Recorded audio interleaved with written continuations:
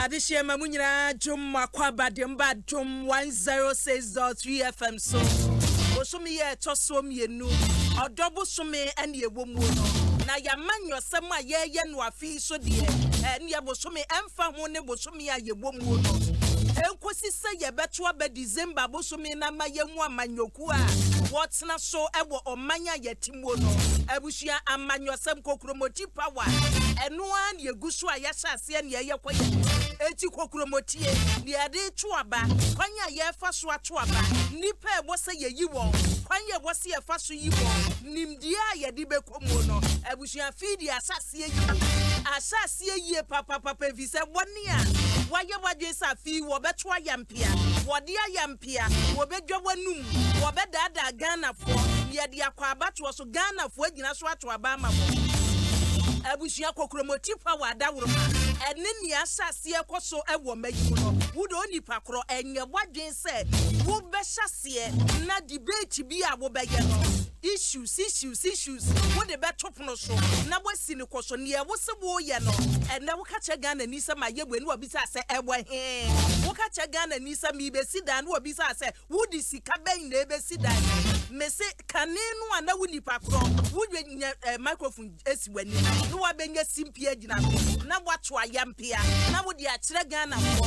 na Ghana fo di akire se esa ase mi free kwasi minti munti esa ase mi free from mantam na wo so free from mantam mato aba no ama wo nyankopon ne yeda na se se ebetwam yeda na se se ebetwam so nkakra busua se bo hwese ne enie mesiko enura wo hu ne yakọ so asante mantam no Dr. Muhammadu Baumia enna chese ene grafo and ye de chirabo se ade no se ye ka chirabo se bomayi GDP growth se ene twediam pa adom ye na se ye gina 9.0 se baby a ye project se han ye bedo se ye kwa akwanya ye fa so a ye kono ye nhihye ye inflation no ye gina sen abusia se ye ka cho se single digit no ye wuram ye gina baby e sese ye gina na se nipa no ka asem no anye se bode na no ka ne keke enti wo a wo susu wo be yi ano no Ghana for hwese wo so no wasem a wo kan dia na wo gina so a wo enu ntin yesi kokromoti power busia afi ye be ma wahu ye nti e bo se oto aba ne ko benkum ye nti e bo se otuko nifa ye nti e bo se otoma NDC ye nti e bo se otoma MP enye so mbe gina honom na o maka na eche se eye ye dani eduoma chi da bi ye nko ne sa bi enti afi ya batwo na ye betwo abusia enra asante mantem Dr. Muhammadu Baumia ena che se wo kan no wo de ato wo ensem a waka na NDC amanyoko na hyase yi a enti no enko yese nipa kro no oba no abejo no wato na nsesem a wo kan wunhu ni ti wunhu ne ko da bi wei kana wei be yi ano a wo ba asem na nipa ne kan ye no so de abusia nkontabu no wodi yi ano a wo so nkontabu a wo de ba na wo hefa na yetie ne dedededa akona kono ne ye de koye eti ne ye NDC amanyoko ni America ye press conference na one say press conference no last dia no Adom 106.3 kan say dabi jina po ebe ye press conference no Ghana for say dabi na sem na wo ka ye na to asum wo basa enkani an Dr. Muhammadu Baumia se enkani an se basa yate so Ghana fo anya enkani amada ye ne yatumi aye ho adwuma ene yatumi so ate so ne nte so e ka da hokora ya se ye fi dabi gina pose mesumi wonchire mu amede ba eno no so ba abusia se bwate nsem NDC amanyoko nso di duda eti se wo bia be ka sei na be to yasum ane eti se Dr. Muhammadu Baumia ka che se free senior high school eno so kan hyehye ya amaye nwa na Ghana fo abisa se mo ye ne kosi sei ene isi akosi senior high school shari roba piake report na beto dwa piake fo na de wo report wa ba efa free senior high school na yesi ye de oil sika ene e found wo ye de oil sika na ye ho adwuma ye no akosi se ko ene school mu ho no mo yesi nuane no aye de ma no enuane na ye supply wo schools awudo ebi ho no manuane na pro ene PTA fo no so aye jai yese PTA they say PTA edusu ma parents and teachers ma bontua no projects no so aka ho no baby ankwada ne beda yesi free senior high school ebridi in Sonkronsuo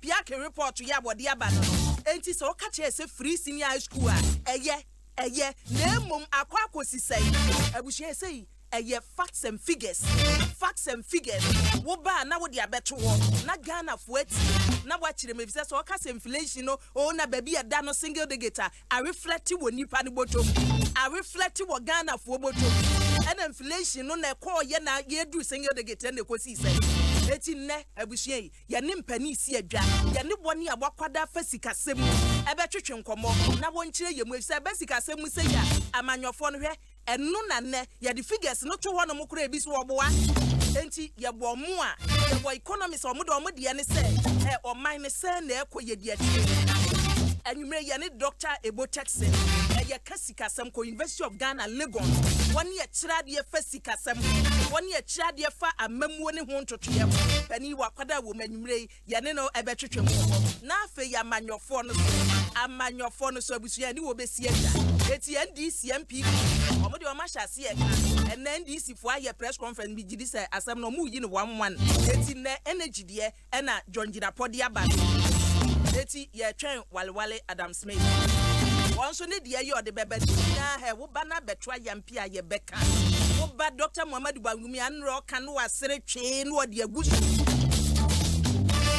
eno wo ka wi ana Ghana fo nra abusua se wotie ne ye course wo sa town hall meeting yi a wote questions amanfo bi sa ye Dr. Muhammadu Bangumi akasa wie ye na we obi aso ye gina ho wo se ye se fuwo na ye twum no petrol no a ye twum afedi ye tum sope wo be ko ne ye se ye di 2 cedis aso ye di 1 cedis aso enso ni nyina no keka bomu a entumu no ekotro ya no mi enti ye Ghana fo hwehwe no ade no afa nipa no mu a eku no ade no afa nipa no mu a tesa ma ne ho kire no eno no opati enti sa wo de okọ na wo de inflation no kọ wo de GDP growth kọ na wo de interest rate kọ wo betie wo wi anu abisa ase na meso masetena mu asem aka che me se wo ba ye ntufu wo mu asem aka ase sidi no ba wo be arrest na kosi sei na Ghana fo abisa wo eti abusua enne ye si adwa questions no mo etie fo mo questions no enu ne de bisa ama mo ofia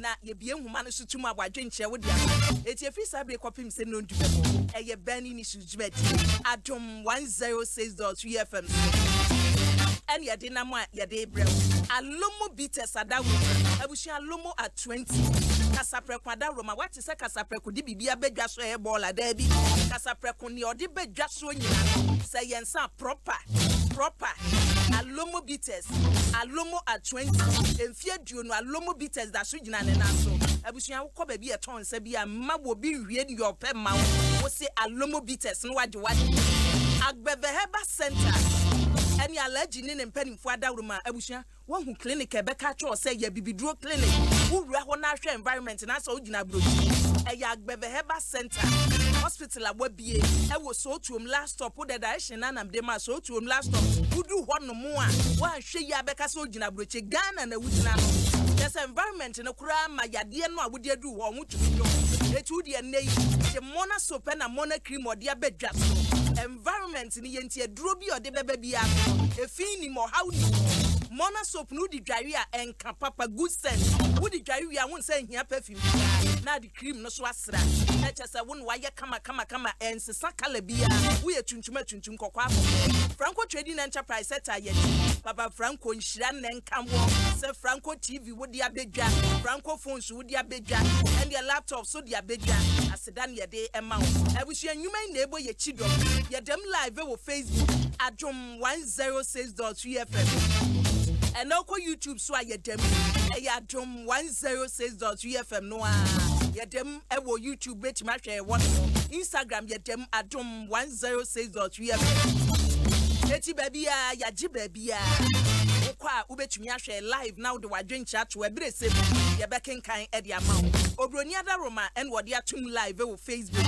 misumidin e de Akua Boakyewaa Yiadom wo de frame ABY Majors listo wo kwadwo for you abednagwa santie sie kwam kulenu Felix Anima Pam Frank Milovan and wo bochidom se producers ya yedijmedie ebre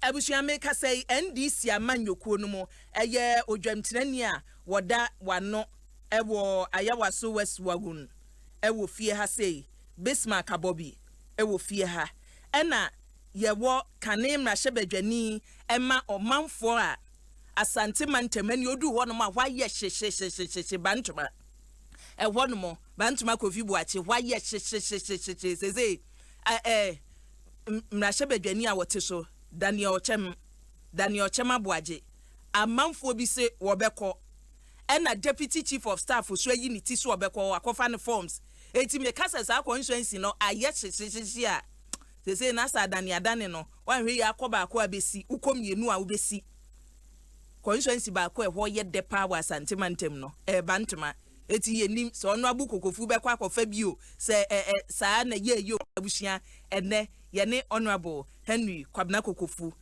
kane mrahebadwani ma omanfo ya owo bantuma so ye ne no ebetena se ewo dwumadie so na yaka jagum akoyanim ententem ni nyina enra town hall meeting e course so asante mantem ene ye debro GM radio e wo London dwumadie edem ho no mo ye omanfo efa bi afri ho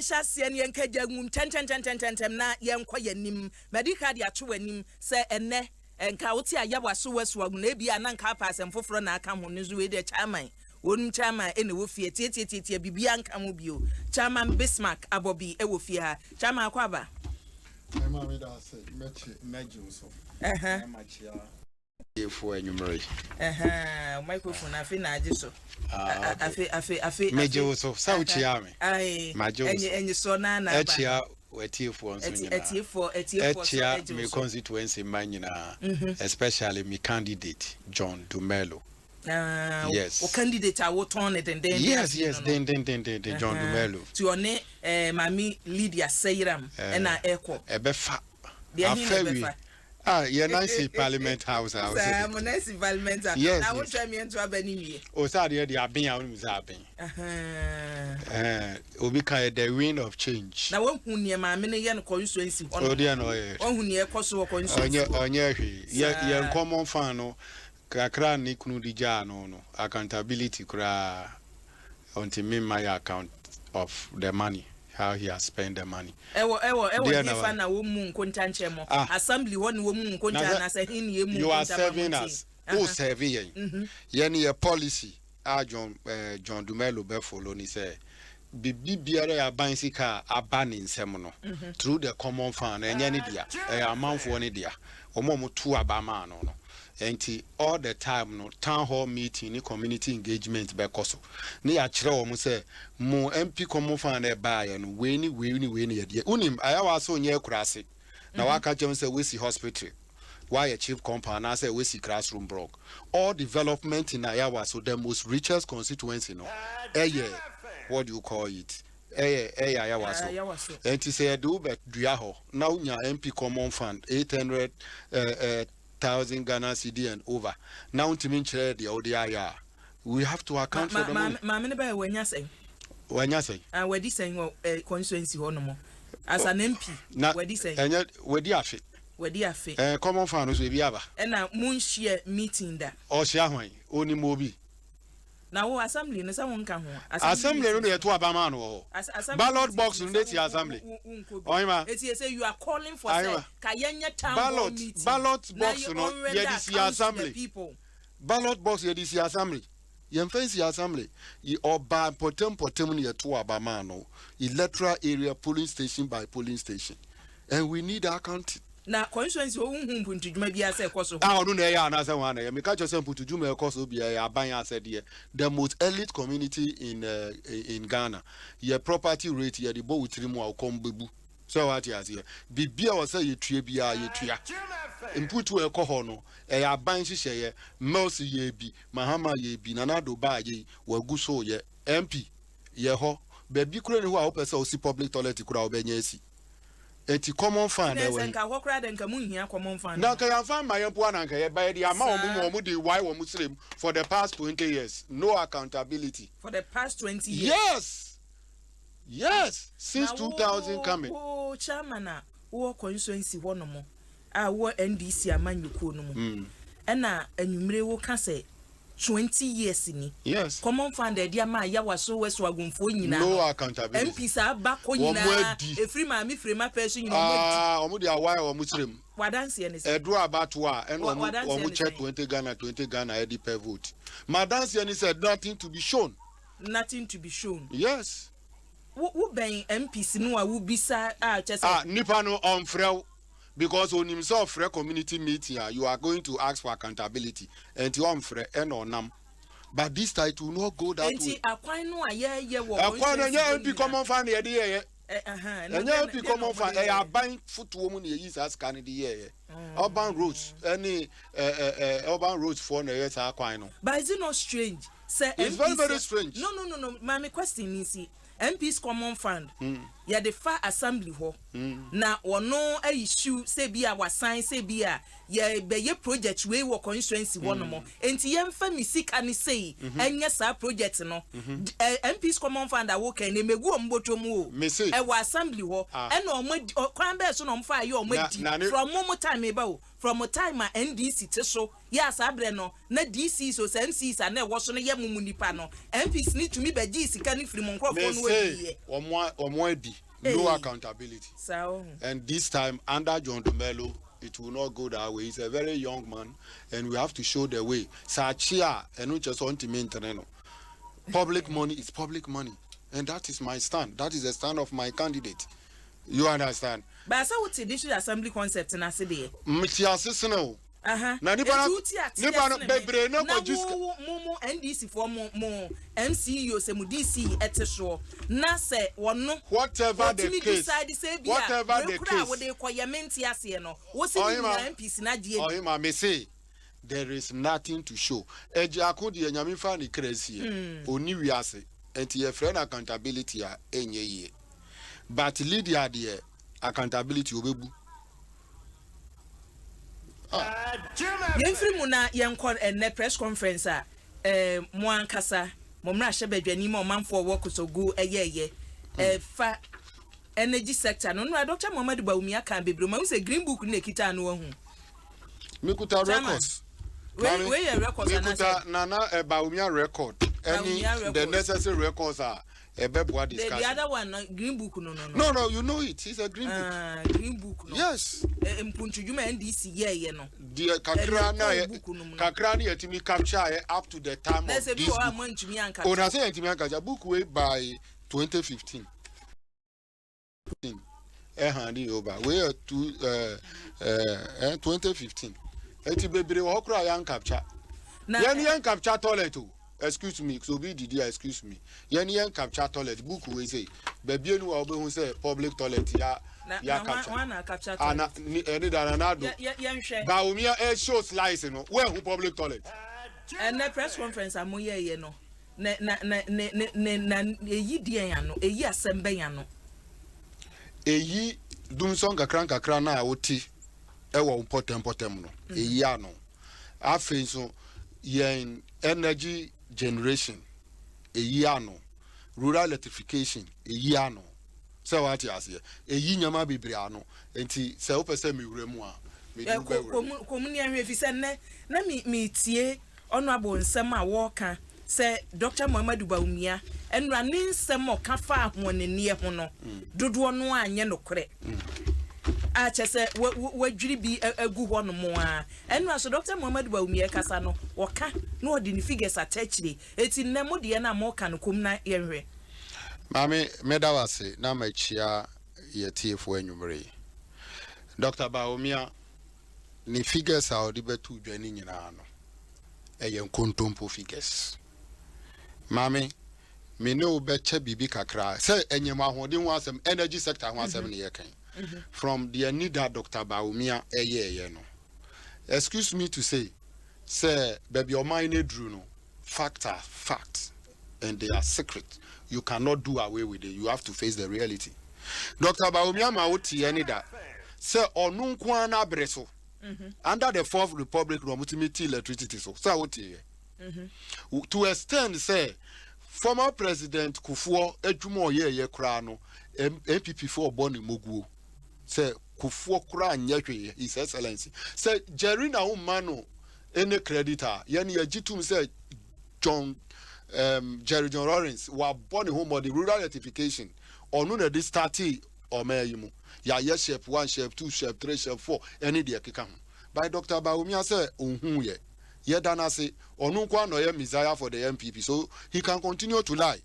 Share who a year go says here, my joy online, 10th November. John Dramani Mahama in 2015, reduced electricity by 25%. Go, Nama ETF was on. In June 2016 June. Kogana Web, you reduce electricity by 15%. By Dr. Baumia say or no, na bresui, and something we call reduction in electricity tariff or no. What? Or see electricity are cheap. Madam, electricity calculation, the friend reckon no. Say auto 1 unit out you are saying no. Domestic, say me no ye mu lighter ye use. Tamwana me talk 150 units ewo mi fie under John Dramani Mahama October 2016 na mi tuya 88 Ghana cedis me ne wo kasa sisi under nanado ukoto 150 unit a 93 cedis 5 cedis abeto so increment na say nto so by Dr. Baumia say yembo yensema no madam yesi ebe this anyama we echi na Baumia kontompo na echi a na se yan tu ye bo ankyerechire mu a me serenso se mu insankyerofo no mummoa ye na interrogate the figures sa figures ya ye dey to dwa se ya to electricity mu at this time no I was expecting or I'm expecting any media house so be free Baumia office no ebisa o mo say this is what Joy FM Ghana Web has reported and I referred it in the tariff calculation so eti u kan dia de wo na yan hwe de obeye.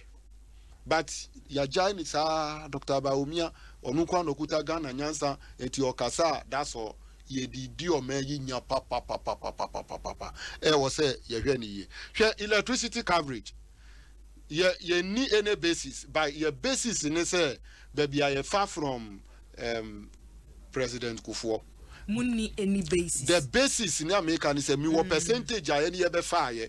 Dear Jerry ye ni the former President Kufuor ye no. Me ni sa calculation ni yo ha. But the yabe two on records are me Bismarck me di one dance here. Ye taking over from John Ejekun Kufuor no. It was 52%. It am acknowledging the fact say Jerry and Gentle Giant Kufuor wo mu ye jumebi. Electricity coverage, yenya 52%. Half of the nation before we took over, no, na yenya kania eso ye fie. John Dramani Mahama ni mose buy from 2009 up to the time where ye free abemu 2016, no, na ye reach 83%. Mami, 83% no uti free mua. We are talking about 31% increase.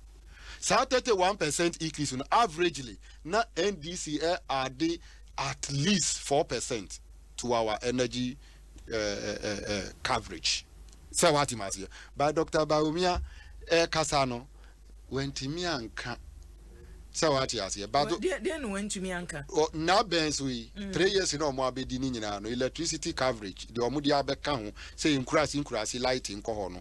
Less than 1%. They should come and defend it. No munchire baby omo the light pool ekosi ya ye hu ankan. My sister, on my way your problem bebre o. Dr. Baumia ka kire yen say onu na bresoi Ghana ye ka ye dino ye papa. Now so da na o kasa no World Bank country rep. Pierre Frank Laporte. Wakasa say Ghana baby I debt edru ya ka edru because say only basis kura ko monetary committee monetary policy committee or Bank of Ghana November report how mu yi kire ye no na kire say ye ka kosoro 214.9 billion Ghana cedis but in the state of the nation, President Kufuor Nana Addo di tu jano. Wo mu say na ye car obo beto ye 122. Mami me pa cho tifrim na hwe di aka. Above all no Nansenya 3 billion Dr. Kenoforiata LED team omukoji ba ye no. Enyanka ho. Eurobond no. Busia enyanka wo de ye manu to 5.5 per Bank of Ghana. Now multiply by 3, uni number 16.5 billion. Fabeka honde ye country's debt, ye minu ye see ye chetria. Ye kai da ma minu ye chilimano. Ye 232 billion Ghana cedi. Tifri 122 no ne bisa mi say Dr. Baumia wa born homodi wo e car accumulation ana. Wa bobusia manabro so. Share exchange rate. Dr. Baumia ka say wo mo exchange rate is what boss on figure bi. Which is a blatant lie. Community Policy Committee, Bank of Ghana, data omu release here, omu chira the exchange rate, per every month. No man catch us year to date depreciation. Me pacho go me won waha, me timi the amount na wahe. As at December 12.9 depreciation of the city. NDC time 9.7 2016. Ye hani over the maomo. By Dr. Baumia Ghana fuenim. So fi say enyaman so nunkwana or Bank of Ghana me a business student, so I digest their website because they project better figures because they cannot lie to IMF and World Bank. So if you want the facts, go there. What I'm saying, you can go and check all these figures. Dr. Baumia, they are two Jagajam say wamu under them, see they depreciate better. In fact, metia namakuma. Okachira say. Doomso or when saw Doomsano. Mommy, my joy online. Or my joy. Joy FM we. Bahumia doctor Ebe Jinaso. June 2016. Said the Doomso ne buy President Mahama ni doing it is a wasovia. Enikwan se Ghana ni bia bonds and ma John Dramani Mahama. Baoko Jina Kumasi catch Ghana for say we don't have sense, we don't read, we don't listen. Who can catch a Ghana for Kumasi and that say you fix don't so. What a lie in the highest. Inti mumbe free power na dumso no chwe chakra. Kobisa Dr. Baumia neko my joy FM neko ball video no netie say time na all kano ejina so be no nya ya na odi kasa asem no. Say fix ya ejina so be no nya ya odi kasa asem no. The lies are becoming too much. So based on that, yenwura ene sector by sector, energy sector issues. Yeah, beko if you say send ye walking, say ninsem wo kan ye no krenim. Ye be hwe ensem a wo kan ya no krenim na buchianfo mamema honorable Henry Kwabena Kokofu Akua bakane mrachebedwani emma omanfo a wowo bantama abaton pesa so honorable Akwa Major so bro hema boko de Adom ne mpa bonti yetias akofa forms ana forms mu de university de ne bi na university say only na ko wetia secondary school university akofa nomination forms ni bi ana no main contest bantama no say the when yes so aka won sure the support to areas and support to run won kono so was declare stand so as aka yes semi a stakeholder a major one yeah sure. That is not fair. Oh, it is not fair. What is unfair? It is not fair, sir, as a former MP, not two big wigs of your party, MP and chief of staff, are contesting. You have to be neutral to some extent, so that the grassroots will decide. But I heard you said now support to Mahama. Abraham Mokom Primaries. I heard you, and you voted for. No. There may one team. I was very, very neutral as a constituency chairman, ensuring that President Mahama Crawford. It's a fact. In our party, we don't do that. Even our stakeholders, our council. No, your council of elders. But you see, maybe I know sounds and me come. Tell me where come me MP. Yes, until you come next year, me beboa. Yes, Mammy Matty for watching. And when's your tabahano paint? Yes, tabahano paint, and you may now minions so. The manadikai. So I can be to say free sabric or coffee. Oh, me yo. After that, Rebecca and the press conference, no, yeah. Honorable. Daros. Yeah, but Jibrina Enra town hall meeting. Yeah. Enra one kasa de na Adom TV a. Wutie ne yakoso nya live na wutie bi. Mampania be de chi nsem a wode atudwa. Na ne ho press conference aba NDC. Omayi energy sector no nko a. Ama former deputy minister ayi ano. Wodi nyano aba na owie kura asem o kan ne se ensem no a vice president kan ye no ni nyinara no kure nim o kasa wo ne na nya no kure bia na che se wasra ka ho ne enre course asante mantemu na ne dapno so no abusom ne yenkoye ni ma me ma tie fo na mampani ne amamu penifo nyina me ka chiri kakra na mikodi djuma fofo ketua bi Enra vice president said the kind usi omampani anem ene Ghana fo kodi nkuta ho asante mem na ya to din se town hall meeting and then on the yade adansidie a kire nsunsanso ayenya ewo amamu na yebu no nso yade atodwa ye frɛ no resource fair and also nkrofo hwe no mutie no mu bisansem NDC say ni okan no kure bi anim and we say NDC are predictable so tie Dr. Mahmoud Mahmoud o si we amaken o mbeba be yi ano o mbeka senya no kure no mu wi so mbesa di atemaka ho eno no say okay so he NDC ni Ben also Odi Dr. Boakyewaa. We are disputing the figures. Oh. Nyabutre. Krachi nyabutre. Dr. Boakyewaa say, NDC for baby yano. No mu yi ano so wi a omesa ta akoso adi atem aka ho ntinya de enwanwa.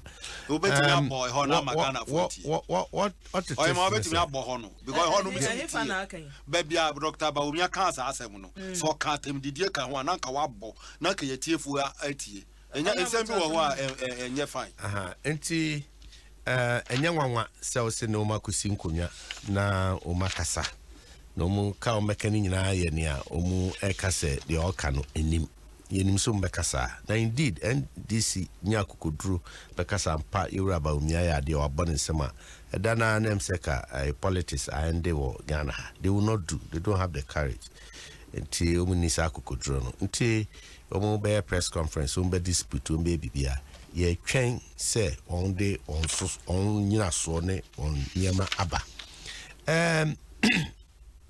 nti NDC for be so mu ka kire wo Ghana se enye no kreso mu fra bem na GDP growth here 3.6%. Sano mbezo mukana. Enye no krese under President Akua 3 years 4 years into government in GDP growth a rise from 3.6 na ye be fire no to almost 7%. Enye no kresa na. Enye no krese mu fra bem na nursing and teacher training allowance no umetwam.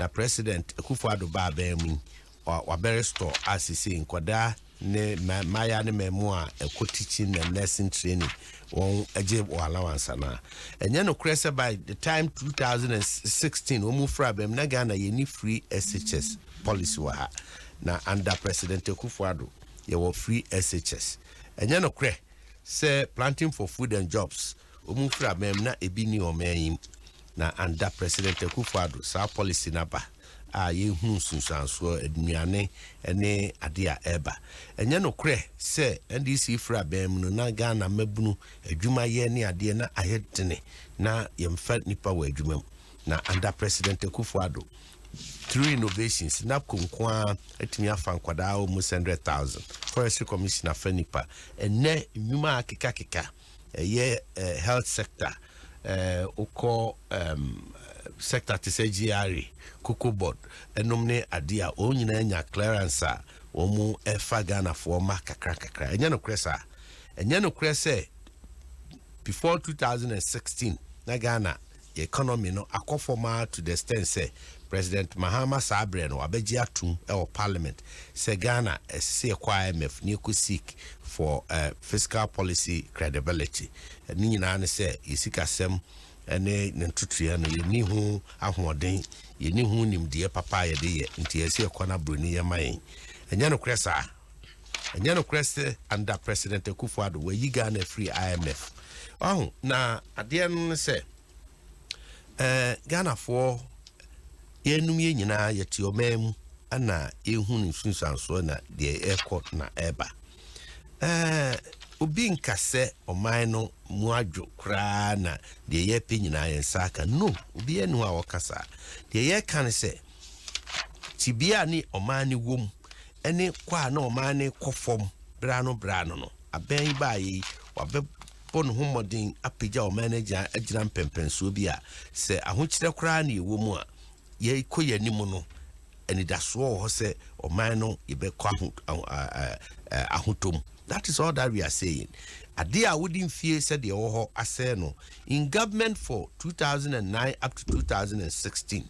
NDC performance they no betwe ya no ye ya omdija Ghana hokoyen.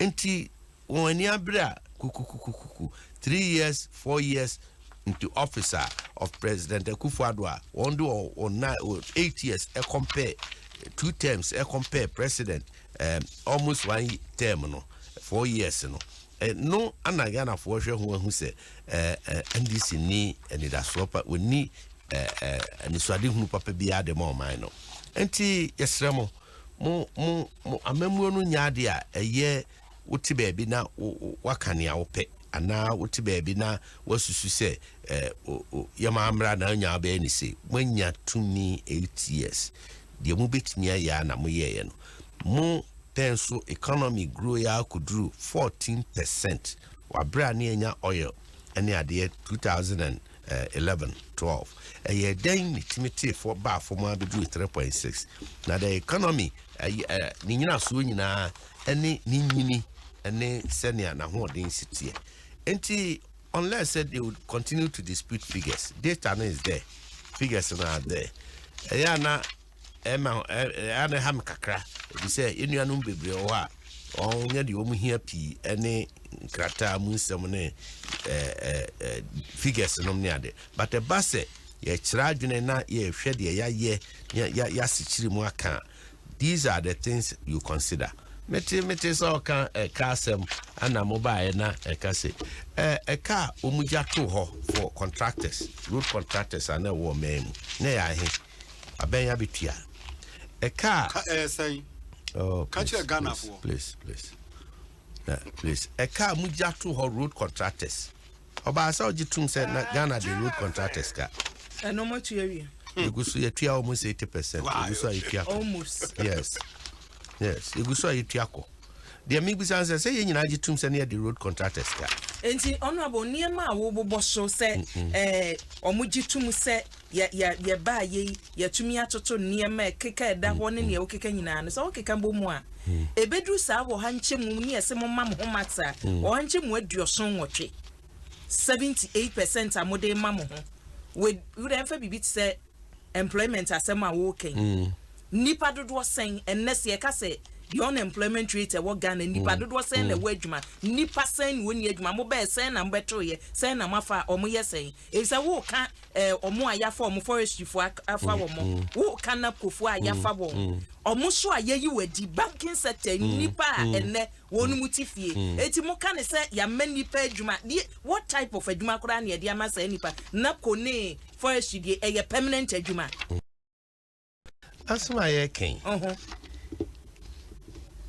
asuma ye ken honorable ye can some say if say we see facts and figures so can na we go contact tinipa dodo san na mafa won yes I said NAPCO afani pa adwuma about 100,000 forestry commission afa almost about 60,000 other sectors of the economy banking sector ya can say nipa go for adwuma free one say the same banking sector na ya fani pa adwuma go for afani pa adwuma a great bank a year recruitment other banks a year recruitment Ghana Consolidated Bank a year recruitment I want fefe nipa nomniade banking a year a collapse here nipa say hwere wo adwuma close to about 2000 or so and sesenka bia nipa ba kwa na mienu kra be hwere wo adwuma na emom esan say most of the nipa near forward, you might not be pre crowd a temporary.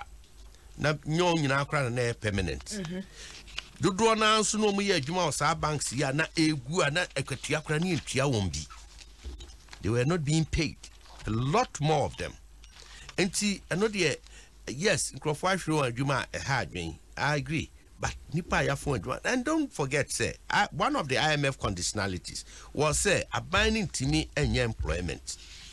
Enti so our man we yi what free IMF sa conditionality it's not there.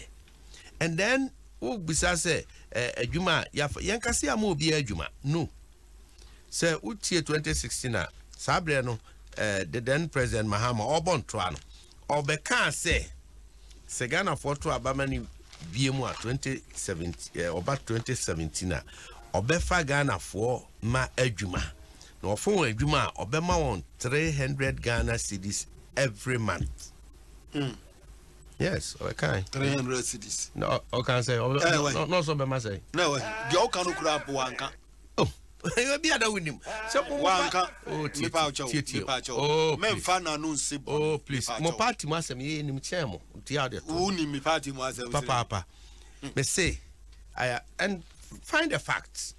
Moment and check it. President Mahama promises say ye to abama na obefa nipa 300,000 we adwuma. Obema on 300 Ghana every month.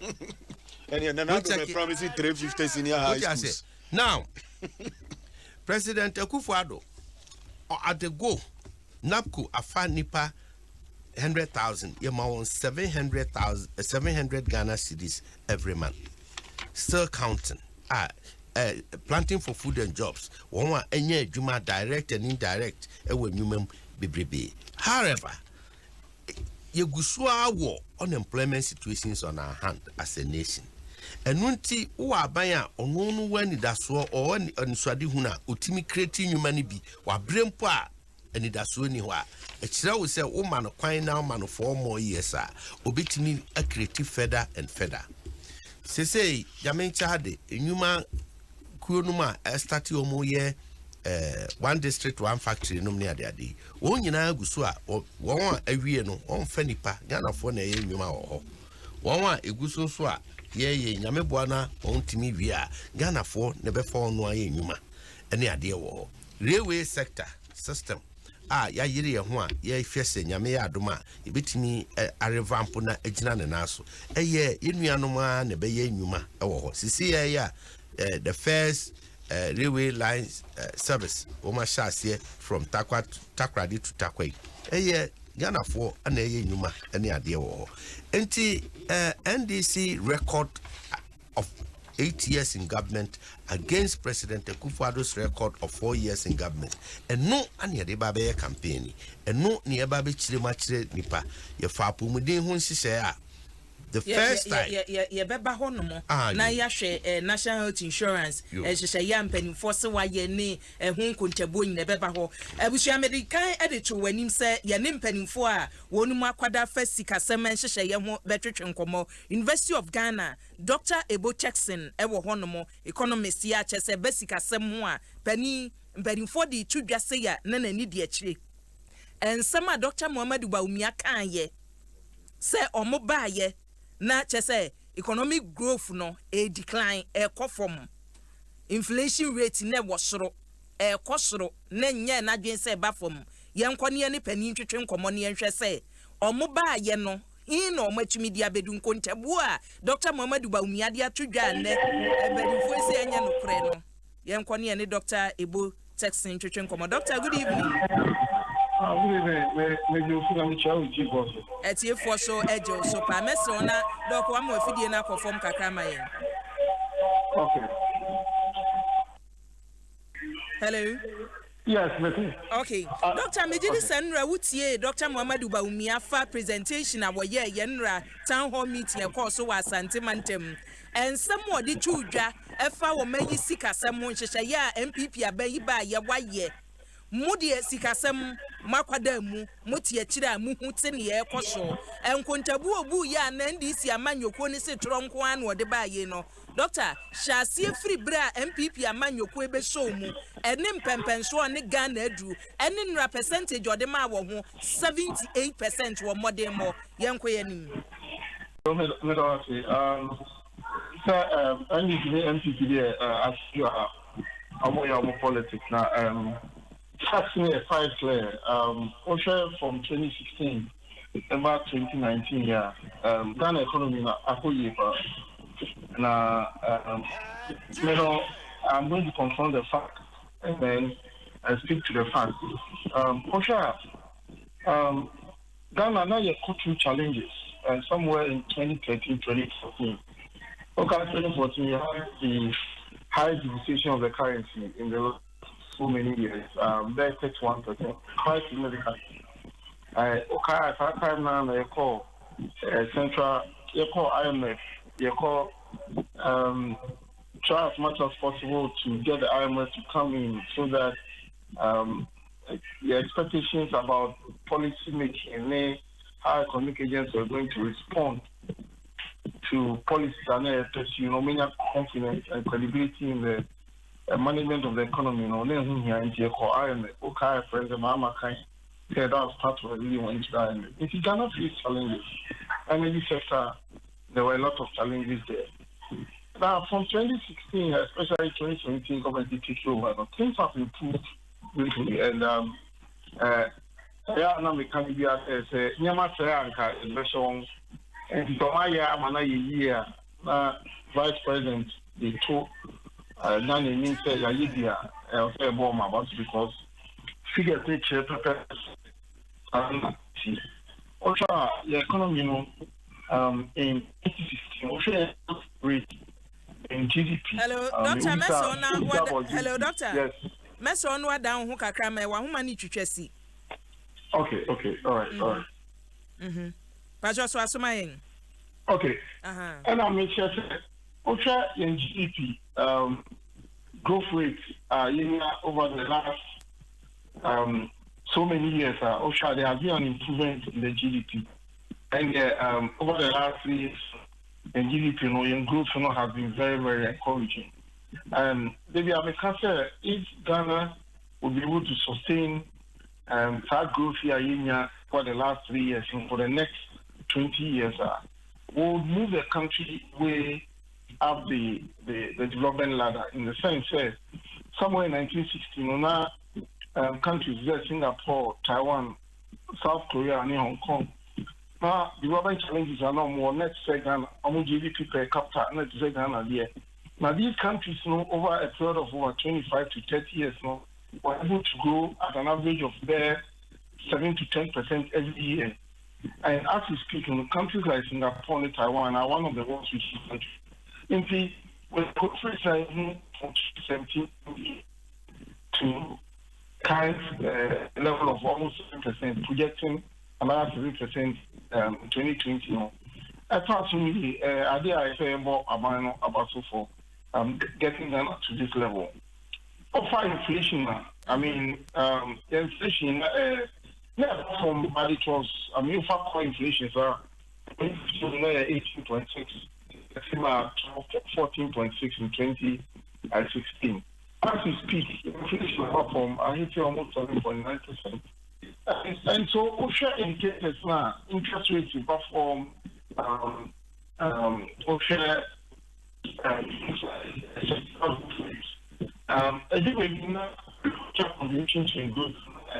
hello. Doctor Sanda no who be o mame. But aye kakra to asoma yen. OSHA your sectoral growth rates now. Over time now agriculture how they never form. Oil I think your concentration too much on the oil regulated agriculture.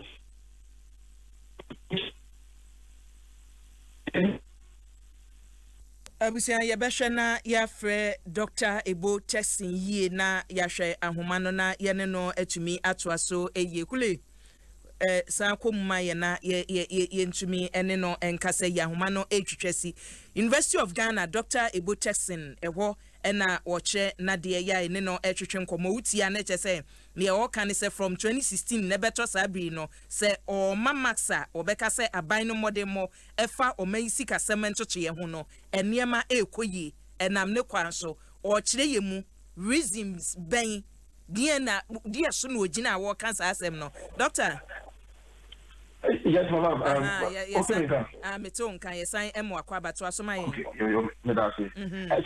Canada is group rate, in terms of sector, it was 3 million sectors. There were great services and industry.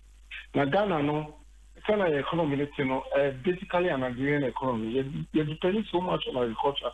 In fact, Ghana, the 2 point, agriculture and it's pushing economy forward.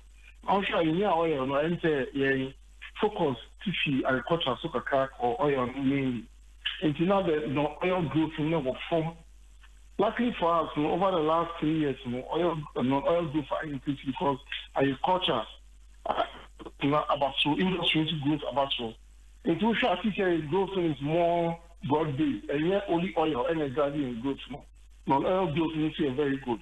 But these are the sort of things that investors to share in every economy for them to invest in the economy. From all indications in the macro indicators, Ghana is doing very well. I think that we should commend this government for having done so well so far. It could be as a result of policy starting 2015, 2016, but this is the time that these things are happening. And OSHA, in our governance over time, the policy it takes the next government to carry those policies through to achieve the results. So we need to give it credit. And I don't envy Dr. Baromia at all because it takes a lot of work to move an economy to this level. And for me as an economist, the figures clearly speak for itself. Now, I cannot come and sit here and say the figures are not right and our government the government has done well, and let us commend them for having done so well. And there are so many things that we can talk about. Doctor say a bass ye can't or main sikasem, a son ye economic indicators I say woka so figures na nkasa kasa mane ho eti wo kura wo hu ne ye won kan no eno nko an ye tumi de kase oman ni ikoye nipa na ti oman nu mu no se inflation rate no ye was single digit se economic growth no ye se ba bi egina ya and reflect wo nipa na setena mu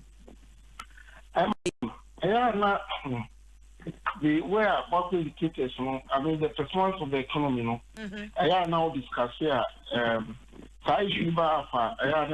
Because there's nowhere in this world the economy now, economy the good thing is that among investors have confidence in the economy. Now we don't the share economy, create jobs. I'll give you an instance. Me see, no fancy war, the crew. Now, a Jew knew on the into Musubia, and send me money on Musca, Canon, so much to Yanni. Now, economy, now there's macro stability. Now, investors back, crew money, Juniper, Costetia factory, or Mikuma. No fancy in Jumaya. I'm only Jumaya, maybe books market share the Mamma in time, believe the money on more of the question. Maybe I now 5 caramel from Colonel economy. Because economy anyway, let's go be after a movie, what is good, they say, they don't say jobs are being created. What is good, they say, investors have confidence in the economy. Almost the whole world attention to buy a swan, and then make every money in resources, they're funding and developing. And that is what is important. Now, what your maybe or man indicators in the stability, now investors have confidence. I saw who as an individual. Social opportunities are ever out of that. Now, people who found after into the opportunities to make money. These days, all around our people are using technology.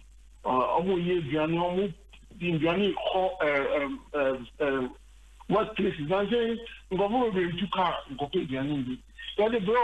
Young men and women are finding opportunities of getting self-employed by doing so many other things. And it takes an economy that is going for this opportunity to come.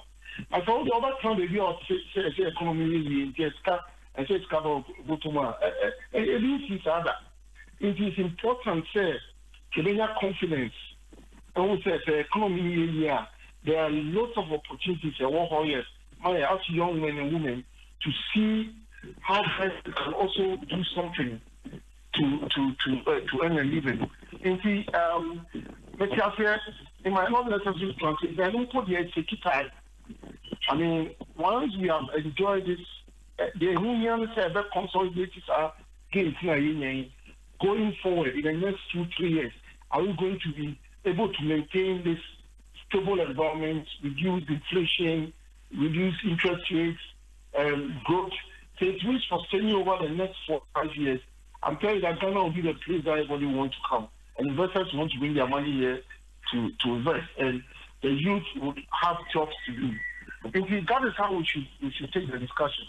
Now, the year you are money as cover of Yakutumba. Ghana for sure, Nimusa Sikabeba Bochum, the Anyes say yasem. And yes, the opportunities are there. You can see, I mean, people are doing good business. The environment is conducive. Businesses in that direct investment ability. You can't say they take care of I mean, just say forever. It's going to happen sooner than later. But so they are making sure, say, opportunities about with a stable economy and being a destination for investors. No, among other capital into that. And local businesses can tap into that. Fortunately, we share, even as we speak, the trade balance, you see, points are export of goods lower than your import, your a positive trade balance. So it means that there are so many things that are happening in this economy. Or be a person with good business, they should have confidence that so far as interest rates are declining, so far as prices are stable, so far as the economy is growing, it is definitely an economy will be a best for the business for her. And there are a lot of opportunities that will come with it. I'm not the one who is going to say that things are not working well now. Definitely Ghana is on the right track. Asamba kwa Dr. Muhammadu Bawumia ye fase onu promise ombe move the economy from taxation to production. And no matumi edi so.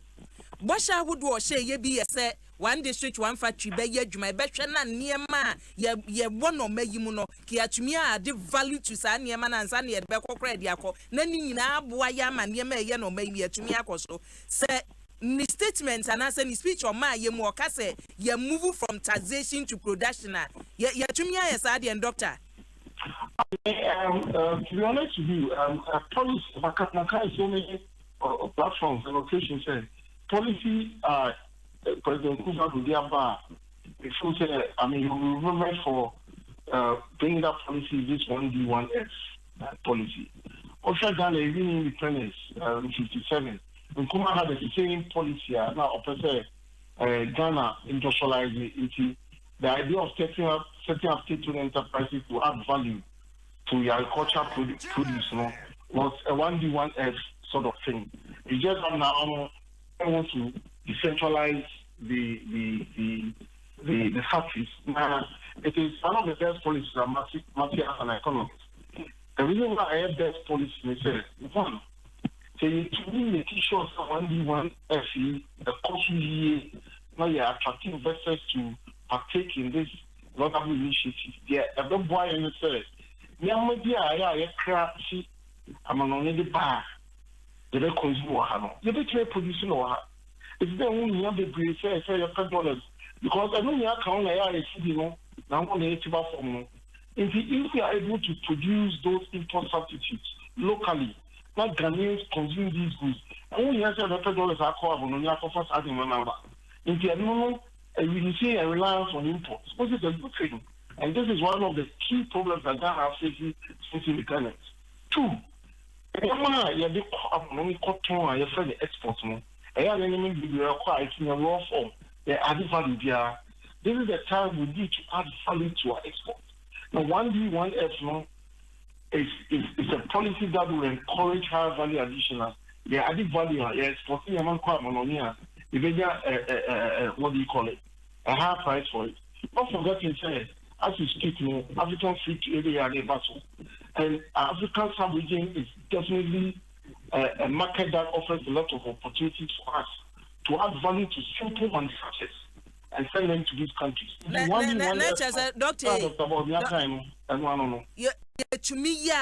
Na yentumi nyenwie yetumi ya ana wo de wani de ache ya yawie ya yenya so mfa so. Oh yeah, there's a lot more that we need to do.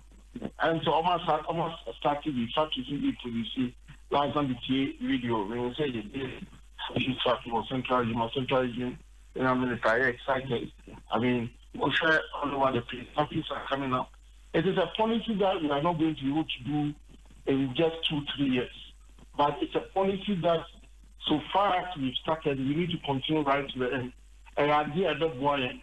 And American said this is a policy. I think we're moving from MPP party manifesto into a national development plan, so that every government that will come on will provide the necessary environment that will support industrialization in that way, adding value to what is produced, agro-processing. That is key. And no creative jobs for the young men and women in the rural areas where the agriculture produce, they produce, now over to be new, off season, the factories are working. Also, the places are Akua and say tomatoes, but farmers, tell us to cry and I will.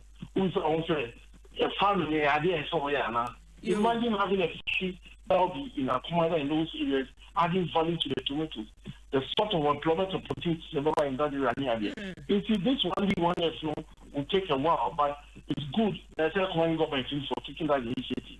We need to continue and making sure. But the only way we can attract more investors or maybe more, the sort of economy I want to see, and we should consolidate the gains and move Ghana forward. And let's just say, who can the 78, or mu deserve one as or mu deserve. Oh, they deserve the 78. I mean, I take 4 main critical things that you've done in the last 3 years, apart from macro stability. One, the one is our macro. 2, you're planting for food and jobs. Then you have the agricultural sector after rebounding back. Because we should first time in Kumasi starting industrialization drive now. He moved too fast ahead of agriculture. If you do the state-owned enterprises, you can only sustain a 1D1F industrialization program with agriculture doing so well. If you planting for food and jobs, the output that comes from that initiative will be able to supply these agro-based industries to add value for export substitute and for export promotion. Yeah, that's it. Planting for food and jobs, if I have an initiative, I'm so say, so the 78 that Dr. Mahmoud has given themselves, I mean, it's an A, and it's okay. Yeah, that's a doctor. I want you more with your man. Dr. Ebo Jackson, lecturer, dear, I will make you upon Legomo or your economist. And now, what the actually just said 78, just say, no one, no. And she more dear bond, dear, and near man 9. Yeah, Ben, your promises in the dear 380 something. On the 9 pennies where ye Jinaswa, just say 78, I buy no a deserve. A Jabis Mac, me did say, what's it? Mammy. Say Dr. Texan. Dr. Ebo Texan. Catch and say, Miss me a chartered accountant. Now, me Chirani say, can say GDP. GDP growth must translate into production. Bisa me say, with the GDP growth, our cases here, are translating to production. Say, translating to production, what is the effect on our city? When production increases, more export comes in, it brings in foreign currency, you reduce the pressure on your currency. Besides, says hard, I take effect now. Now, secondly, and Oma will be 78. That's how Bisano Mami say, when production increase, it increases employment. Bisani say, Ghana employment, it say, Dr. On country me.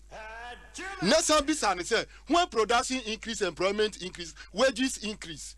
These are all factors growth bring about. So wages increase, demand increase.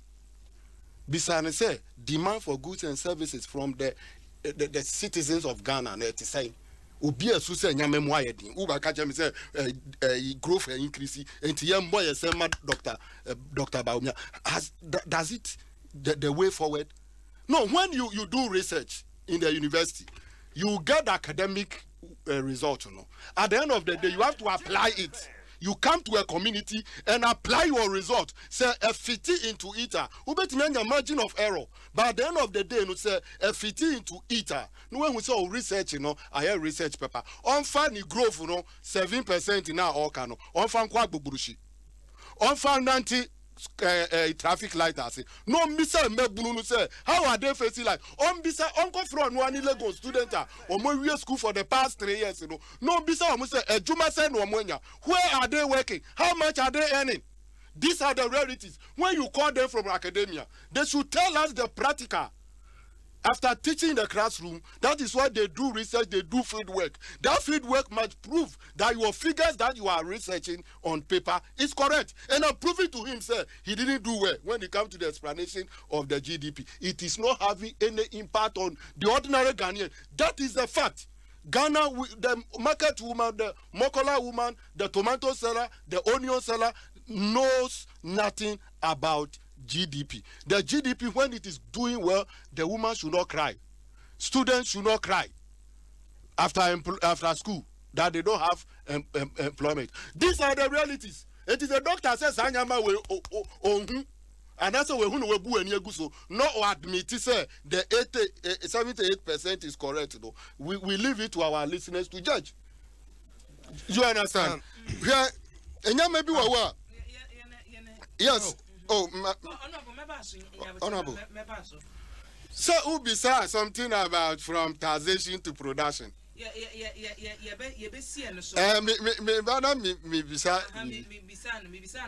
Na country no more na GDP are increasing. Na country no move. You go for a loan of 3 billion. A country is our GDP good production cost. Our more import to be made dino.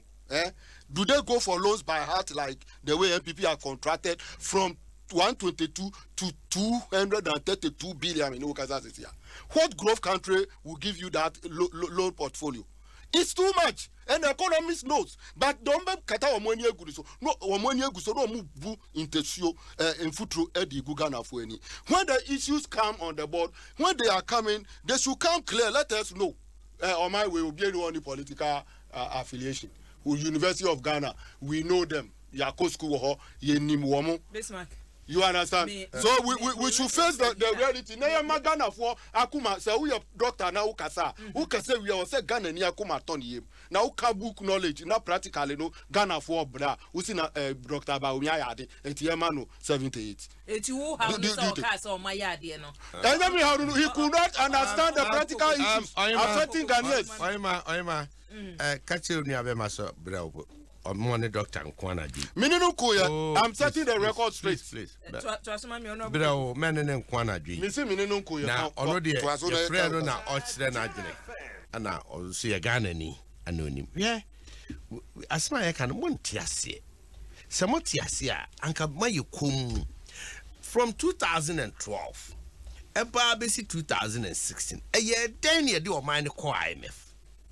This is fundamental question because President Mahama Akua IMF now Obekache Ghana phone. One of the major reasons our the mind is say you lack policy credibility. Just omani ni nyina so wo ye nhihia ya ye num ye ne aka say ye ni gidie wom na amano ne adefo nso ni gidie wom ye sika sem nhihia mu mo first mo se mo kosenchi mo koso ho kodi nansa bai mo ne akua don konom na mo dem nsa pan bai mo free obai numbers ne call amanone IMF during that period na then Dr. Mahmoud Baumia running mate to the then candidate Nana Akufo-Addo wa predict ya catch them say send ya mo ye economy no mo be call IMF na afei so bank ahodo mako nwotwe ne konda ho a egu ya catch them say oman no baby a mode oman ne kɔ ne ade no mo nhyehyɛ ne mo nneɛma nyina anya adwuma indeed President Mahama otwa nursing teacher training allowance no the major reason of the man say oman ni sika enough see between tua sa allowance no abra ye Akufo-Addo obon trano kase free SHS you be ya magana for and this forecast says can obefa no way because of mine economy no eni ahoden se betunya support such a huge project and our policy enti mo ankasa of late no mo admit se be bia na o mine nyina so no na enye again yet your memu ha ana mo ankasa mo be ka kire yen se energy sector levy energy sector e kai da ho enunti e ka ho na dumso no ene ade no e ba what you say you fix dumso na Dr. Baumia said the in 2017 na kanea no gina so na aban twitwa ka wo ho na yetimi provide sustainable energy uninterrupted electricity supply na edru bibi kakra bai nem se kanea no dum kakra and this was some say ma face dum so nya na esa ba no nya na dum so asa ba yet kroma asa na mo kan mo say President Akua so affix dum so now so dum so na esa in fact you predicted mo former ministers in our predicted say Ghana is going back to dum so it never happened enti say o kire na adwene ne nyina kire adwene se baby a ye fa o man free no de baby a de abeduro no na edene ye de ababa beduru kokos atise nsuo afu obi na obetomu akikiki a obekwa koyi no wuyi no na ebokoboko na de ne beto kokoso a unwie do wayi na free danger wa free danger zone oda kokoso afede ye betumi amiamia ne yam ama nsuo ni bi afifiri na num ne ade aba na ye wi aya sama no so de na hospital na ne ko hospital ne ehwe no and saned na befie enti a process it's not an event and your one time event is say why she show man all of a sudden man wi enti sika be go bia botom afi obi a level behave to say the America now to UK no it's a process because almost say o man no systematic process and amode o man na mu and amode say no mu twa we mu mu say we gida sika na ekọ confirm na atro na ayira na fe we why you me ni amani sika no akodi now it's just a whole lot of things and am we systematically na mo de gu o man no so enti so bi aba no ohise ni ya ese mu say it will go through more tedious process reverse reaction and more tedious and it demanding more time more energy more ska. Indeed, as at 2016 move from them, na munya sure baby a President Akua do binyan ska kro betua Ghana we keska. Sisi a what yes, wonim say salary cry President Akua do increase salaries. Or buy bia increase. Oh, minimum wage here. Oh, down for. Usa okasa man. Who be some question na me answer. Why mai? Muda bibia mo ba ye bia no. Let's say ya no ne kasa yi. Penina ne kasa wa kai me openi bi oba o memu last year. Openi ben. The late Vice President Emisata, Onyame the Crency, the memorial lecture, first maiden memorial lecture, and this is for Safre, former governor of Nigerian Bank, a friend of Professor Charles Bibia, a former governor, Nigeria. Nigeria. Professor Charles Nabibisos, a baligon high. Front row. Dan man who minio answer no way chiro front row be who former president Mahama no ne party mpanifu nyina papa ne kasa no unim asom de man so meka ho asem de man se o meka Ghana economy ho asem papa ne kasa no o kasa ya kosi ba bi se Ghana fo momo ne nye ba bi a aban ne de mo economy ne all do o man ne kono eye papa okasa ya kan se mamu mu ho abonfia wo mu manyimu efise mu wonyina so mu odaache aban tutu ya ne hihye eyade a Ghana ebeboa mu daache nyame na mekofa ne bae ana nya aban ne tworo man se omeka wi eye mu ankasa mo yonko a mo to nsafren esan se wo nim de enti no waye bi pe no nim de niema ekọ no opeso ka no kurenti utie mi ni is here ana ozonzo a chartered accountant ana university friends research ana now one your masters one your research who you there mark him out trouble men card there who be compromise why we stand with the certificate you have trouble so any certificate I have with certificates I have certificate you should understand this thing mikuta certification what tree. And the American is here. What you say? Oh, your research. Now they buy a Montana media. To open so say Papa no a lecturer into your university research on new students here into some of can in ano. They unim the oka. Sana besoche. That is what you want. That is what you mean. Okay, take it like that. He also knows. Take it like that. I said take it like that. Obi Kasa, then Namu Dinipana knows to God. I will not allow you. I'm saying that I will not allow you. You do a man who come on. Debbie, that woman come on out. You are man come on out. Now, Kauba Tunikan he's talking about the serious analysis of serious address by Vice President. In fact, there will be a new Nintokawa. I mean, this is an intellectual discourse. You cannot be shouting and hope say, oh, please go ahead and make your intellectual point. Bismarck, me say you cannot be shouting and hope say the listeners will agree with you. Honorable Trasumame. Therefore, you come. Let's see. You come. Let's see wisdom. Oh, that's what make wisdom. Enti asema okaru mbisa uka just all to asoma onu ni trinkwa na wisdom madam what run it down a whole lecturer a whole professor because what children what na ha run it down what na ha because who access until they all me can say that is how you say it. Go ahead. What na ha run it down simply because of children adwene na on figures in any data na ho ne ya adwene na eye field eye nim die kwan so ana okasa what na ha run research na obi afield obi a wa academic oyema ubisa opening say nti all this no I reflect wo amanfo butomana and he was of the view say yes enya de say oman no nyina so na economy ase yenti all of a sudden no obi abotoma fail indeed yakwa America na yakwa UK na yakwa Germany yes, however, the answer is yes. The answer is yes. It's yes. If say no ni idea Bismarck enti ase a work can say untumi nka say economic indicators no na ye na niema de na kwam still na nipa ho kire wo mo. Na me be.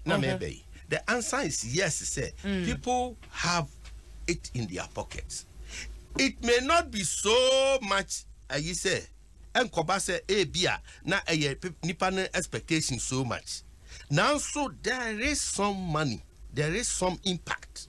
Papa abam no otemre dane amakrom no ane ma mienu ekọ nursing and teacher training allowance na restore yen sika ne de mankwada na papa no ankono na be yi sika de ama won abra yewura Muhammad twa sa allowance no no sorry no mankwada ni sika no makọ school ba yewura kufu adore store yen sa sika no abedi won ho enti papa no wakipu ne de ama nkwara no susu asa anya bi a on dey bo won ho bra so it's money in the pocket. School fees na yentua free SHS no nanka maame ata kunafo mo bro na yewu agya no kwada miensa nan na ni atuato ne sem no na ese kokochini kopa bosia ekoton no ntoma to the extent say sometimes nipa ni bi ko ne kan meden ko su kire nkrofo a kobu kotodwan sana wanya kakra de atua wo school fees enne you were kufu ado adaroma free SHS nti we abokoboko na boabo akola na no a no agya no kwa no ko school say you wan see the mpa that money ababedi the paniboto planting for food and jobs maame na nanko no na board ye ene afuo ni ade na kan so na onya nuama papa nua no na say ya money bi na odua na so doso na otwa board ye ni bebrebe na ode ba abanwa so na oton no onya sika abedi ni botom Cocoa rehabilitation project anka kuafo a no 1 acre land ebia oti cocoa emfanse bag du na bi atwam enne nsise papa wo ho na afa wonya farm input ene ade de yenti ebia oba 1 acre na ebe ma no bags be se 20 sika eba no ebe ba ni botom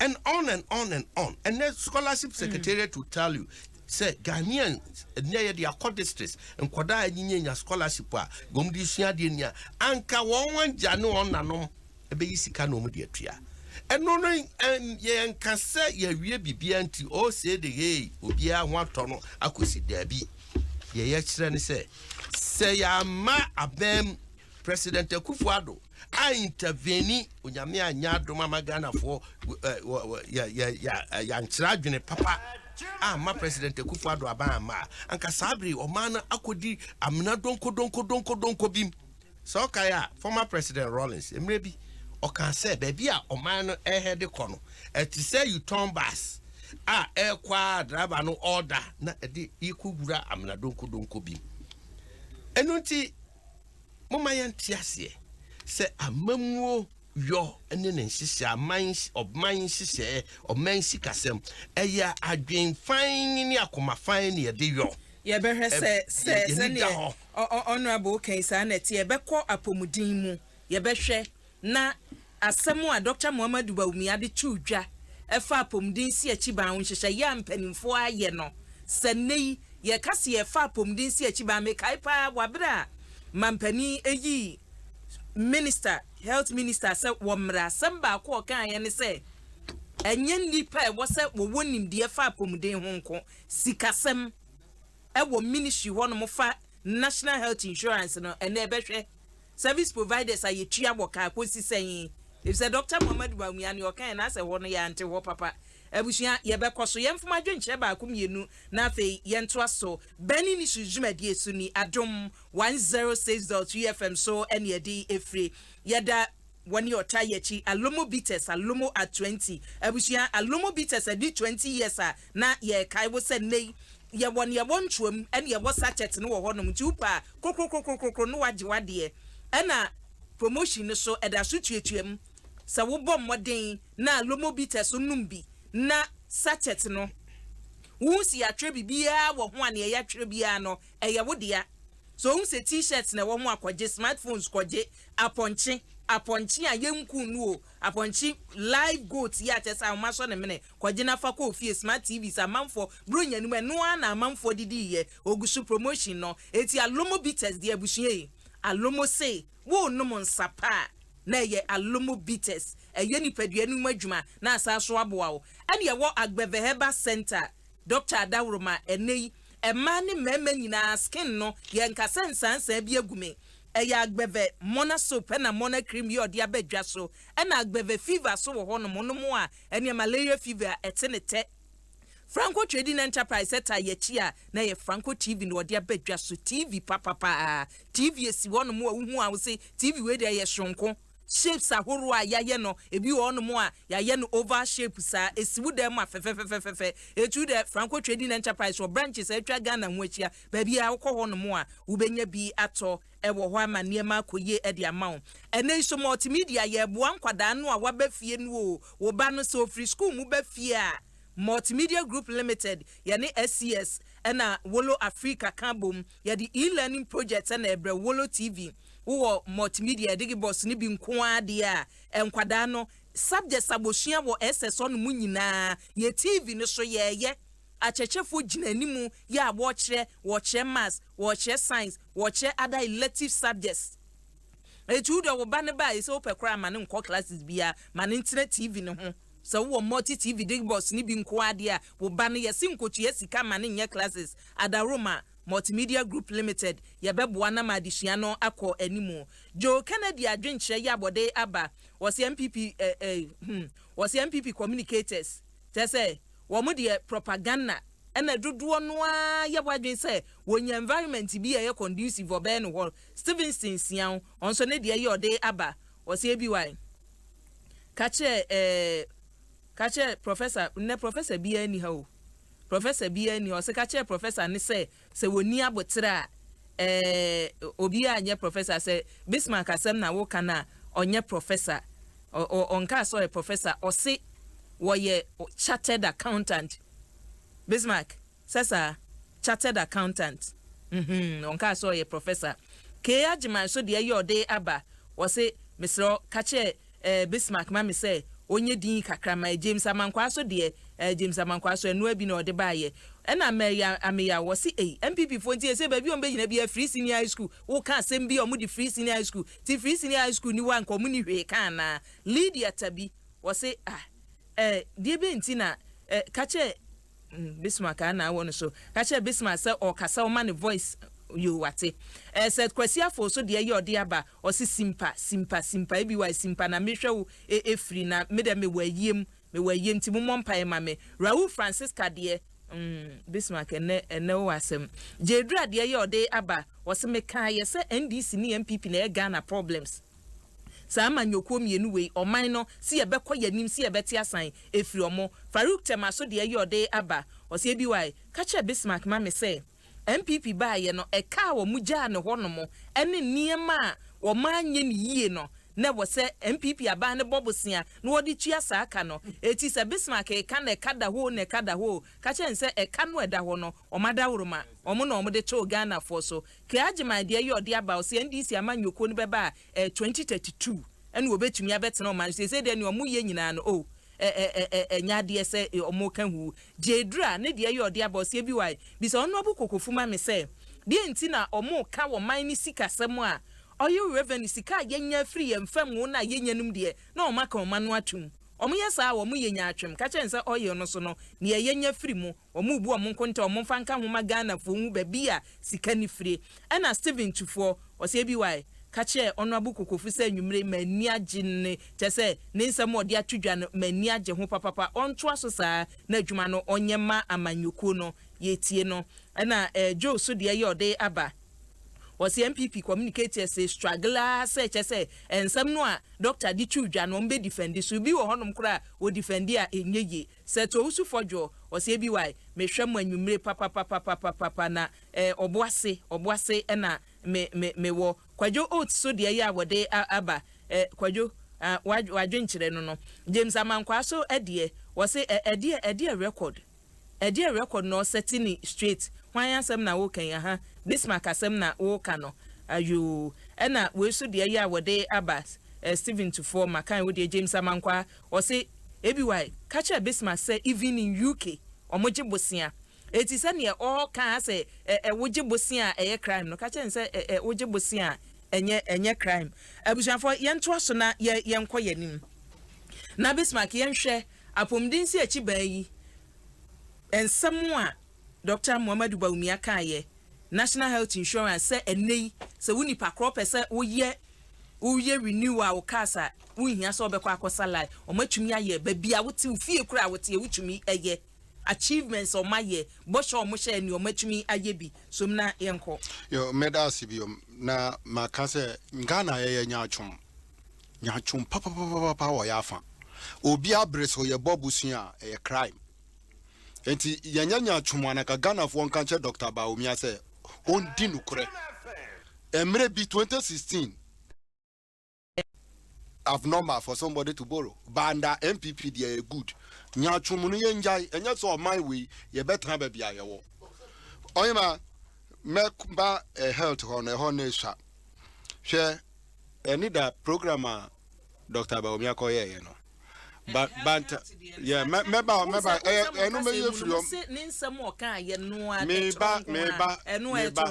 meba mami bantama hene kan asembi bantama hene yes o kan asembi o si Kumasi security abowom between March 2019 to date a man son o ma hwere wo mo nkwa ye ku wo mo e key issue o sa kan say na MPP for can free senior high no until we baby say Nana Doni Bawumia beka say his excellencies say nyame ya adomo a yes university we wa ha na nkwala ni wi a omo akom enti the free senior high is an end to itself or a means to an end. That is the question.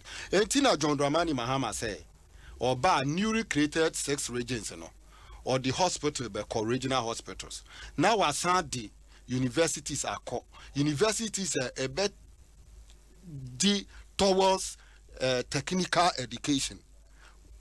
This is the alternative we have. Do you understand me? Beyond that, no, is on the table already, and our activity about the next step after free senior high. Who can say NDC here be free so? Somanya, University of Environment and Sustainable Development. Nyamiya Adoma September we yebefan kwalegum. That is the foresight of a leader. Here teacher allowance, omo can still omo da so kan. Nanso me who say because omo ni bi va pe bi di ma teacher for. Here mo ba ye automatic placement teacher ni wie school a ye post ni direct. Mo ba ye mo si mo ba be ye licensure exams. John Dramani Mahama say we can do what? License our teachers not by teachers allowance nye true say o ma restore ko bisa teacher ni bi say e ba say hwe allowance all the makwala na wa utility bills e free electricity water wet e free uwi a na wa san tin adua ni sika free and say o ma restore oh sister obi ka say wa restore there no obi to 400 cedis now be restore now to 200 cedis. Have you restored it, sir? Go and look for English word for restoration of something. Restoration no. Oh, can you restore and value it? Can you restore and value it? Yeah, dear free one mediaba. It is here to be free much as I restore it. Call find it out. Call an English teacher. Na yenhwe so because say me ma 400 me guy. Na me ma ba be ma 200. Okay, say you have restored my 400 cedis. What be that? It's not the point. Teacher for me as a professional no. I have to do some continuous professional development, automatic. Me na me institute no amma me renewal of my yearly license as an accountant. The same thing we can do for teachers and make sure that they are up to date with technology and the time that we are in. It's not necessary so I set a question. I be a question no crap me can say what set question be have effect on 1990. Presently, do we need it? That is the point. We are removing that obnoxious licensure examination and place it with a better continual professional development program for the teachers to update themselves. We are teaching you class where we school no akwa teaching practice 1 year na ntuntumo we no they are passing the exams also some better and children exams. What be that? We are also national service. We are na vacancy wo ho a on application bepe education is not an option I do to chacha. The same thing applies to nurses. Nurses, when we school, I post to buy be automatic placement of nurses and teachers. Do you think they are doing this country any good?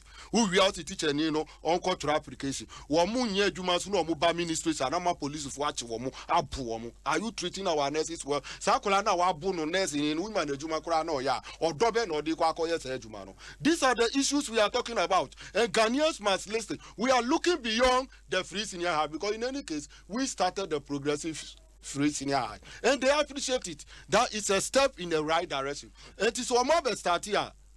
What do we do? When we were in it, we were looking for appropriate avenue to ensure that the thing is sustainable. National health insurance. Me pacho go need that graphic. National Chamber of Pharmaceutical Companies. Almost see, one man for one digano. And so no mudi a drove government hospitals or munji bank guarantee. Do you know the implication? It means womunko for na bind the womuka to extend say before say a best supply Kolibwe drone. Tell me na me supplier now. Make sure Kolibwe open letter of credit, meaning that the money is secure in a bank. Enti di medro ba say 3 months it say me saka misika when I go 3 months the money is there. Do you think it's a good news for Ghana? Enti Dr. Baomi abeka just national health insurance aye na say me ma me na ne kurase mobile network ni ho no and also only mobile phone how is going to renew on that platform or more kasa or renew we no hospital na dro ni ho a what good have you done to that particular person? So these are the real issues on the ground, and those who have the card, they are feeling it. Go to Kolebu, answer na ube you.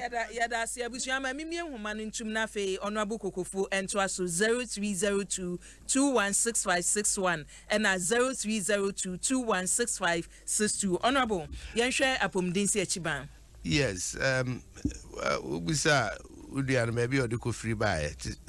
Kaya is Ubisa. In Crane, Kumasi Henderson, as a takra de so far. There's an end where you are no.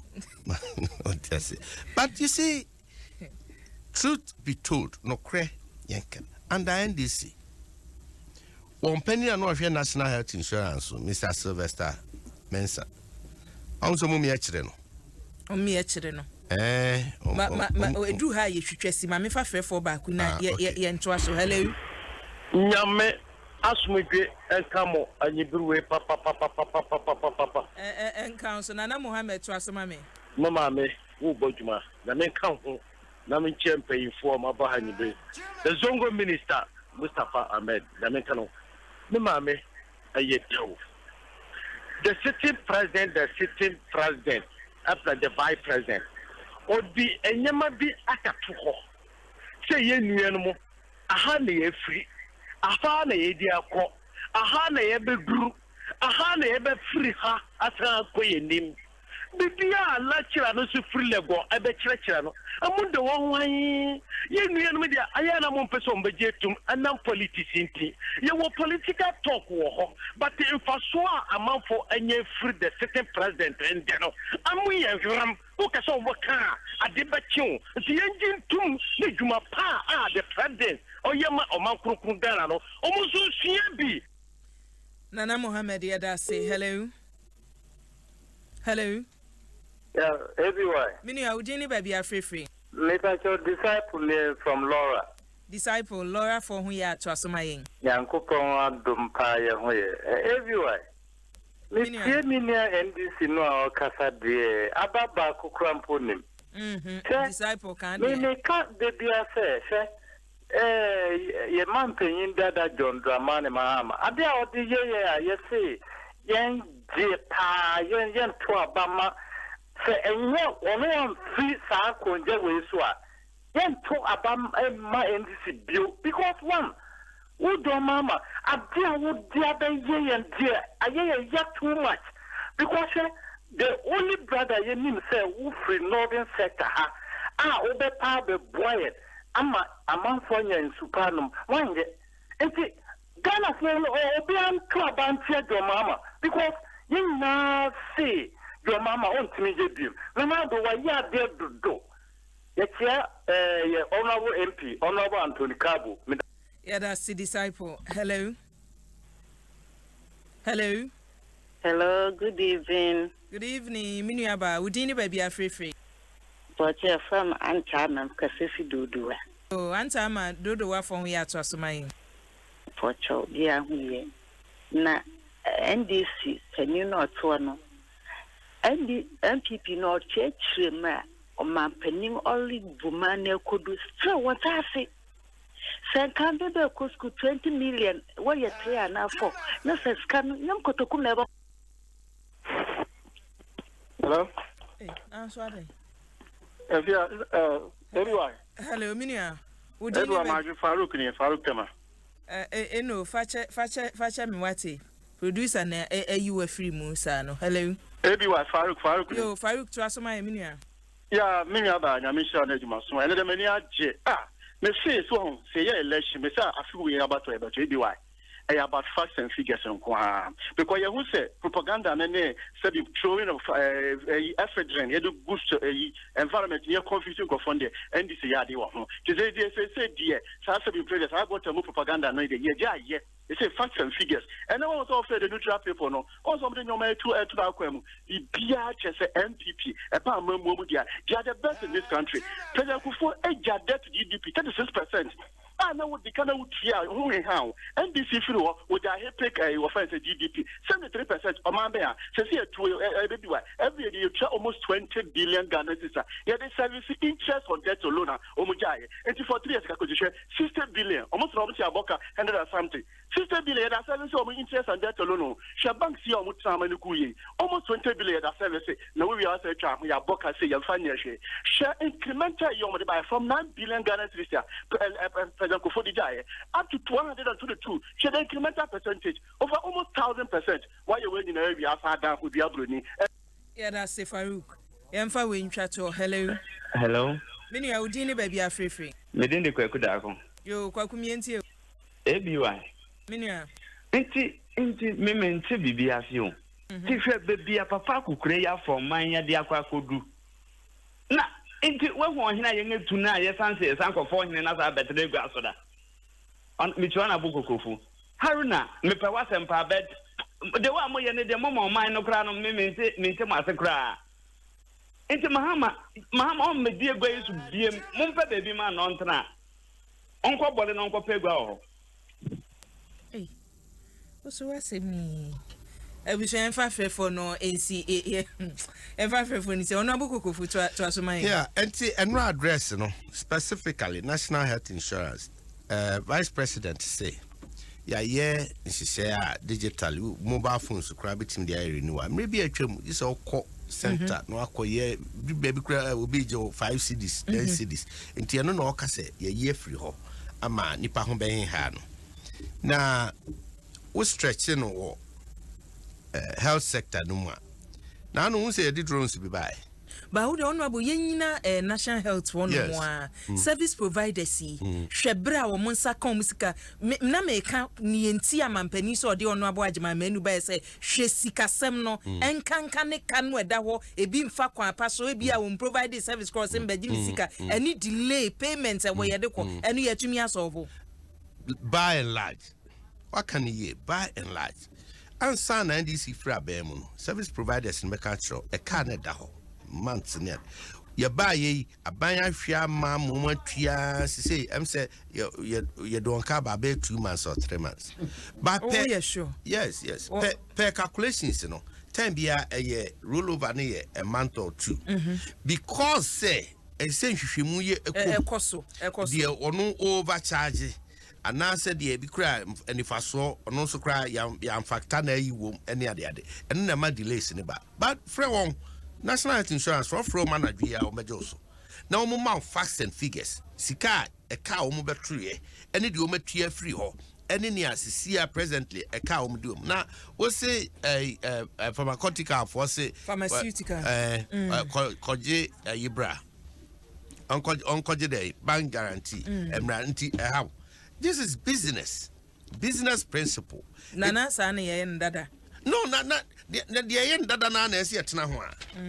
Ye kwaya nim. Ada na ayi studio ha na no senye se na netie. Hwe ha shire ayefe me ye sure sa afi nko na wie de be bia kwasi sum obema mo de bibi kakra be kan ho. So enti ye kwaya nim ne ye kwaya nim no. Ada ayi ene wo betumi atena wo moba wa yi so na wato bia electricity ada obi bi. Mo ma ye kura de mu di dwa mo bag ne mo mpaboa. Se mo to no mo phone so.